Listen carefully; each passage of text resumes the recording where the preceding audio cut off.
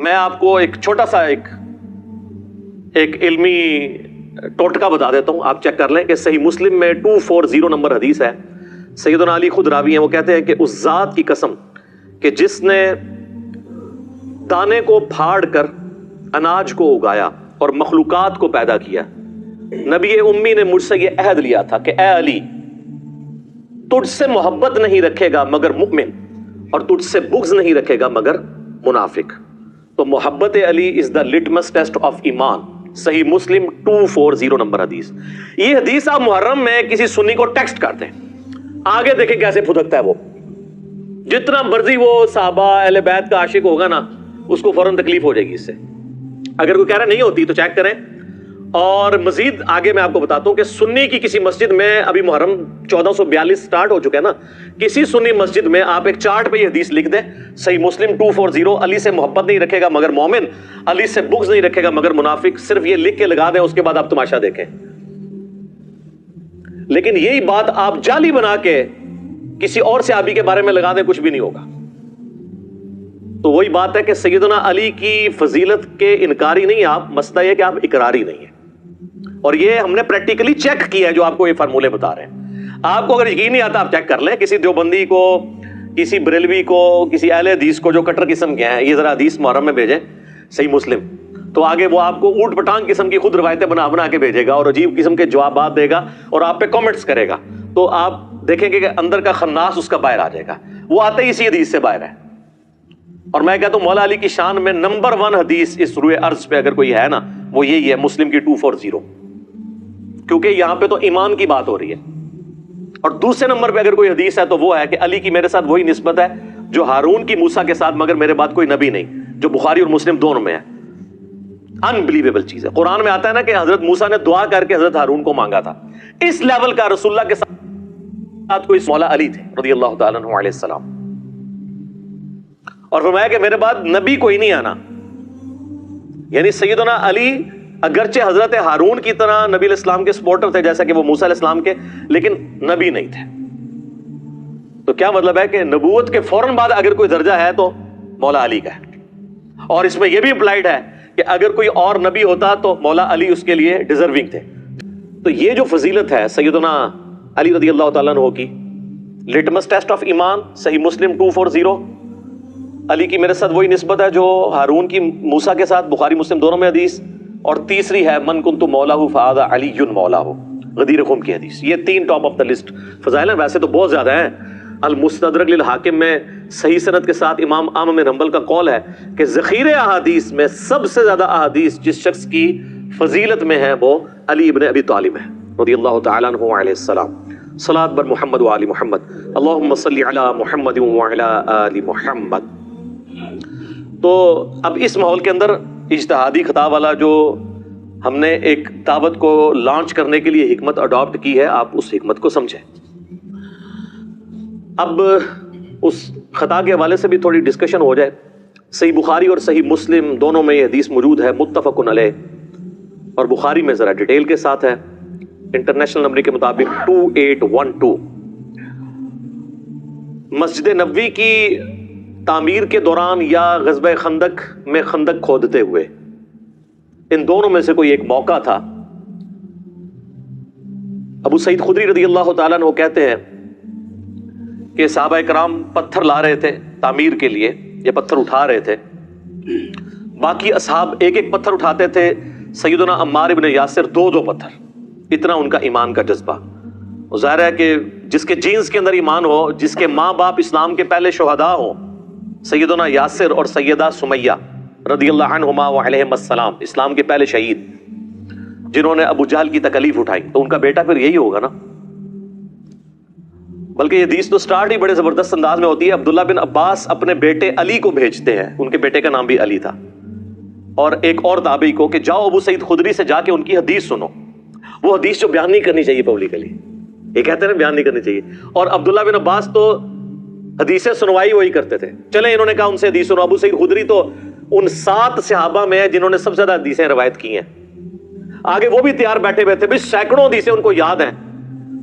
تو انہوں نے نہیں پوچھا کہ کیڑی حدیث سنن آئے ہو, ان کو بھی پتا تھا وہی والی جو انجینئر صاحب بیان کرتے ہیں.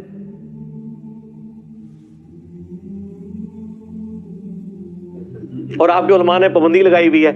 تو کہتے ہیں وہ اپنے باغ میں کام کر رہے تھے تو ہم نے کہا کہ حضرت ہمیں ابن عباس نے بھیجا ہے اور وہ کہہ رہے ہیں کہ جا کے ابو سعید سے ان کی حدیث سنو. ابو سعید کو تو سینکڑوں ہزاروں حدیثیں یاد ہیں. انہوں نے پوچھا کیڑے علی؟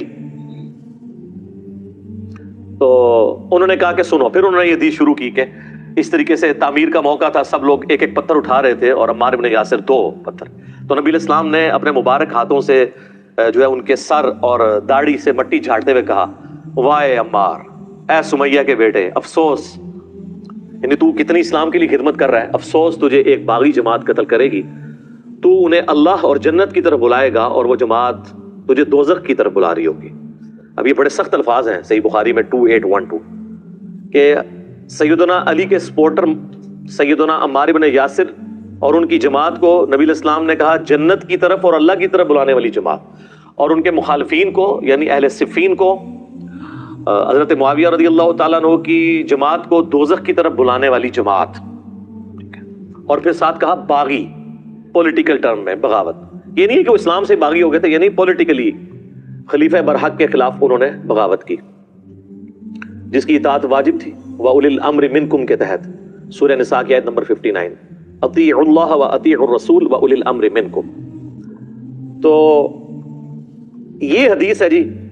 اور یہ حدیث جب پریکٹیکلی سامنے آئی جنگ صفین میں سیدنا عمار بن یاسر شہید ہوئے. حضرت معاویہ کے ایک فوجی تھے ابو الغادیہ جو اصحاب شجرہ میں سے ہیں, اور صحیح مسلم میں حدیث ہے کہ اصحاب شجرہ جو ہے نا جنہوں نے بیعت کی ہے اس درخت کے نیچے صلح حدیبیہ کے موقع پر, جو سورہ فتح میں بھی ذکر ہوا ہے اس کا, تو مسلم کے الفاظ ہیں اصحاب شجرہ کو دوزخ کی آگ نہیں چھوئے گی. اب یہ ابو الغادیہ یہ بھی اصحاب شجرہ میں سے تھے. مسند امام احمد بن حنبل میں ایک پورا چیپٹر ہے جس میں ان کی حدیثیں ہیں جو انہوں نے نبی علیہ السلام سے بیان کی ہیں, اور وہ حدیثیں وہی ہیں کہ عمار کو باغی جماعت قتل کرے گی اور عمار کا قاتل اور مال لوٹنے والا جہنم میں ہے. اور انہی حدیث میں ابو الغادیہ خود رویا کرتے تھے کہ مجھ سے عمار ابن یاسر کا قتل ہوا ہے, اور وہ تو بڑی دردناک حدیث ہیں. پھر ٹاپک دوسری طرف چلا جائے گا, وہ آپ ریسرچ پیپر میں پڑھ لیجئے گا, وہ میں اینڈ پہ بتا بھی دوں گا انشاءاللہ. تو ابو الغادیہ سے ہوا, اور اس پہ بعض لوگوں نے کوشش کی کہ جی ابو الغادیہ جو ہے وہ اتنا بڑا جرم کر کے بھی بخشے جائیں گے کیونکہ اصحاب شجرہ میں سے ہیں. تو شیخ ناصر الدین البانی جن کو اہل حدیث تو اپنا محدث اور اس دور کا امام بخاری مانتے ہیں, باقی مکاتب فکر میں بھی اہل علم ان کی قدر کرتے ہیں, انہوں نے سلسلہ احادیث صحیحہ میں باقاعدہ بحث کی کہ یہ بہت مشکل تعویل ہے جو آپ کر رہے ہیں. اور انہوں نے کہا چونکہ نبی علیہ السلام نے اسپیسیفکلی فرما دیا ہے تو جو عام دلیل ہوتی ہے وہ خاص دلیل عام دلیل کو ختم کر دیتی ہے, عام دلیل کبھی خاص دلیل کو ختم نہیں کرتی. اور یہ اہل حدیثوں کو بات پتہ ہے, جب ہم انہیں کہتے ہیں نا وَإِذَا قُرِئَ الْقُرْآنُ فَاسْتَمِعُوا لَهُ, تو وہ کہتے ہیں یہ تو جنرل ہے, ہم اس کو ختم کرتے ہیں لا صلاۃ لمن لم یقرأ بفاتحۃ الکتاب سے, وہ کہتے ہیں وہ خاص ہے کہ جو فاتحہ نہیں پڑھتا اس کی نماز نہیں ہوتی, لہٰذا یہ جو جنرل آیت ہے اس میں یہ ایک تخصیص آ جائے گی کہ فاتحہ آپ پڑھ سکتے ہیں امام کے پیچھے بھی. ایک علیحدہ سے ایک ٹاپک ہے. یہاں پہ وہ بھول جاتے ہیں کہ جب اسپیسیفکلی آ گیا کہ عمار کا قاتل اور مال لوٹنے والا جہنم میں ہے, المستدرک الحاکم میں حدیث ہے, مسند امام احمد میں, تو وہ عام والی بشارت اس سے گئی. لیکن یہ ہمیشہ کے لیے جہنم میں نہیں, الٹیمیٹلی ہر مسلمان کو جس نے ایک دفعہ بھی کلمہ پڑھا ہے وہ جنت میں جانے میں انشاءاللہ کامیاب ہو جائے گا. باقی آخرت کے معاملے میں نے آپ کو ایک ٹیکنیکل پیسے کیے, اللہم اجرنا من النار, آمین ثم آمین. تو یہ حدیث, اور اس کے بعد جب یہ سارا معاملات ہوئے تو پھر اہل سنت کے ہاں یہ چیز اسٹیبلش ہو گئی کہ حضرت علی رضی اللہ تعالیٰ عنہ کی ساری جنگیں حق پر مبنی تھیں اور مخالفین باغی تھے. البتہ اس میں اختلاف ہے کہ مخالفین کی جو بغاوت ہے وہ اجتہادی خطا کے طور پہ شمار کی جائے گی یا ہٹ درمی کے اوپر, اس میں اختلاف ہے.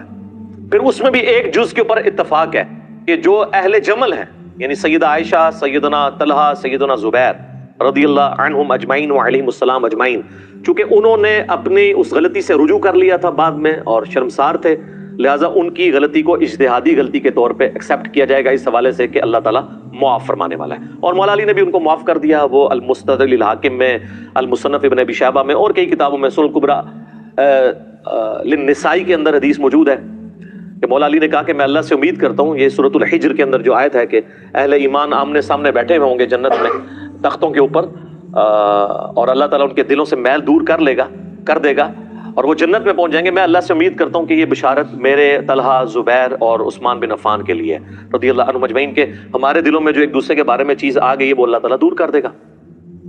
لیکن جہاں تک تعلق ہے حضرت معاویہ رضی اللہ تعالیٰ عنہ کا، ان کو حضرت علی نے معاف نہیں کیا، اس لیے کہ وہ حضرت علی کی زندگی میں بھی اپنی اس خطا کے اوپر قائم رہے اور اس کے بعد 20 سال زندہ رہے اور مرتے دم تک انہوں نے رجوع نہیں کیا.